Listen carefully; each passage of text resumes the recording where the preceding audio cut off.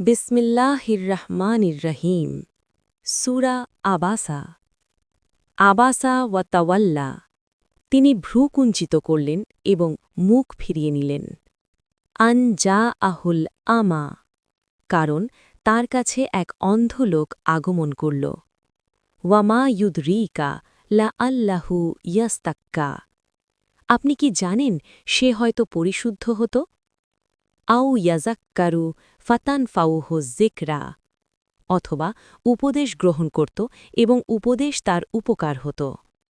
আম্মা মানিস্তাগনা, পরন্তু যে ব্যক্তি বেকরোয়া বা নিজেকে অভাবমুক্ত মনে করে, ফা আনতালাহু তাসাদ্দা, আপনি তার প্রতি মনোযোগ দিয়েছেন। ওয়ামা আলাইকা আল্লা ইয়াজতাক্কা, অথচ সে পরিশুদ্ধ না হলে আপনার কোনো দায়দায়িত্ব নেই। শানি নুজুল। এই সূরাটি অন্ধ সাহাবি আবদুল্লাহ ইবনে উম্মে মাকতুম রাদিয়াল্লাহকে কেন্দ্র করে মক্কায় নাজিল হয়। তিনি কুরাইশ বংশের এক সম্ভ্রান্ত পরিবারের সন্তান ছিলেন।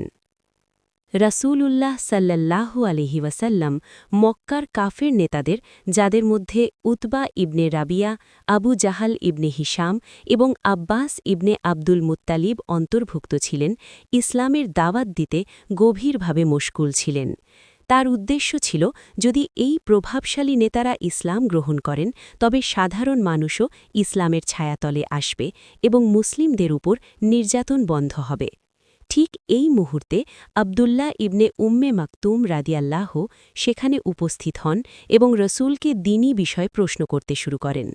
রসুল এই অনাকাঙ্ক্ষিত বাধায় কিছুটা বিরক্ত হন এবং মুখ ফিরিয়ে নেন, যেন সেই নেতারা ভাবার সুযোগ না পায় যে মোহাম্মদ কেবল দুর্বল এবং অন্ধের নবী।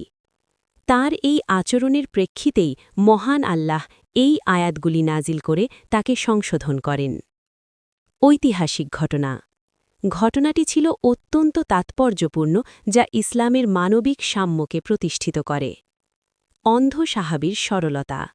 আবদুল্লাহ ইবনে উম্মে মাকতুম রাদিয়াল্লাহ অন্ধ হওয়ার কারণে বুঝতে পারেননি যে রাসূল গুরুত্বপূর্ণ রাজনৈতিক ও দাওয়াতি আলোচনায় ব্যস্ত আছেন। তিনি বারবার ইসলামের জ্ঞান অর্জনের জন্য রাসূলকে অনুরোধ করছিলেন। আল্লাহের সংশোধন। আল্লাহ আয়াত নাজিল করে বুঝিয়ে দেন যে একজন সম্পদশালী দাম্ভিক নেতার চেয়ে সত্যের সন্ধানে আসা একজন অন্ধ ও দরিদ্র মুমিনের মর্যাদা অনেক বেশি। ইসলামের দাওয়াত কারো আভিজাত্য দেখে নয়, বরং হৃদয়ের ব্যাকুলতা দেখে দেওয়া উচিত। পরবর্তী সম্মান। এই ঘটনের পর রাসূল আবদুল্লাহ ইবনে উম্মে মাকতুম রাদিয়াল্লাহকে অত্যন্ত সমাদর করতেন এবং তাকে দেখলেই বলতেন, স্বাগতম সেই ব্যক্তির প্রতি যার কারণে আমার প্রতিপালক আমাকে তিরস্কার করেছেন। রাসূল যখন যুদ্ধের ময়দানে যেতেন তখন মোট ১৩ বার আবদুল্লাহ রাদিয়াল্লাহুকে মদিনার অস্থায়ী শাসনভার বা ইমামতির দায়িত্ব দিয়ে গিয়েছিলেন।